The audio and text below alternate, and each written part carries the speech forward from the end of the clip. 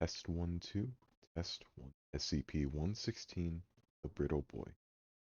Object Class, Euclid. Special Containment Procedure. SCP-116 is to be kept in a 16 by 16 meter cell, constructed of Kevlar with 1 meter porous rubber batting on all surfaces.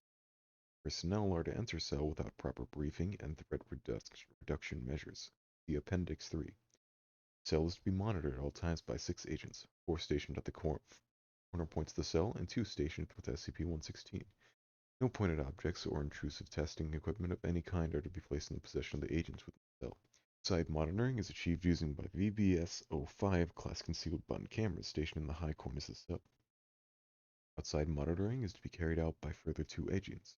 If suspicious activity begins, initialize Achilles procedure Delta.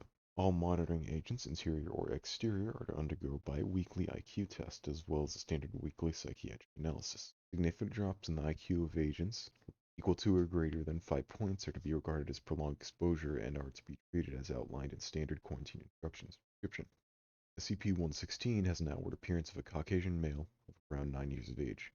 Skin is cauterized and scarred over 98% of body and limbs and head. SCP-116's bone structure is drastically different from the standard Homo sapiens bone layout. Bones are dangerously brittle. The most distinguishing difference between the human body and that of 116 is the non-existence of joints. 116 is entirely capable of independent movement, but to do so could cause multiple shattering breaks in all bones affected by said movement. To combat this, 116 shows remarkable self-healing, and over a period of minutes can completely regenerate its rigid bone placement. 116 has also shown some sign of skill language acquisition. However, the only language it speaks is a disrupted and broken version of English. Every word is replaced with almost an entirely unconnected one. Prolonged attempts to make sense of 116 speech have resulted in long-term mental degradation of researchers. There seems to be no pattern in the word placement. Attempts to continue to translate it. Research suggests that 116 may be capable of low-load telepathy. Periods the victim's brains functions over a long period of time. Addendum 1. Sergeant Redacted 19-0529. Memorandum. May 29th, redacted year. Subject: development of suicidal tendencies for 116. NB. 116 has begun to show extreme suicidal tendencies. Request modification of monitoring and containment protocol to avoid undue damage to subject. Index 2. Dr. Redacted 19-1429. 116's language notes. June 19, redacted year. 116's unique linguistic setup is one of the most interesting aspects. Continuing research by my team and me has yielded these somewhat basic results. Attached file 116 linguistics A cap A 0.001.doc. No clear reasoning has been found as to why 116 communicates in this way. Although the words spoken by and are English, the parameters under which they operate are drastically different. No attempt has yet been made to produce a written language from SCP-116 due to the bone structure anomalies. Even speaking can be an extreme challenge for 116. By its experienced dual pain receptors.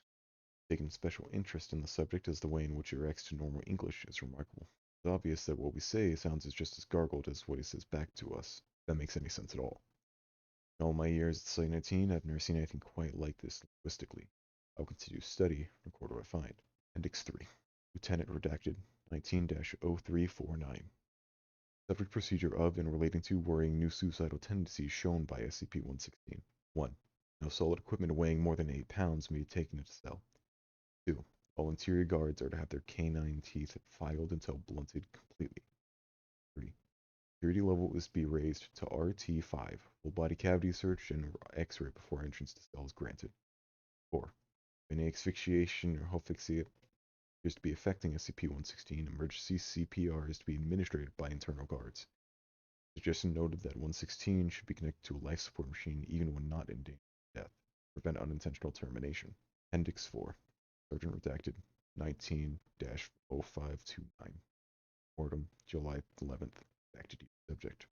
Cessation of research re. SCP-116.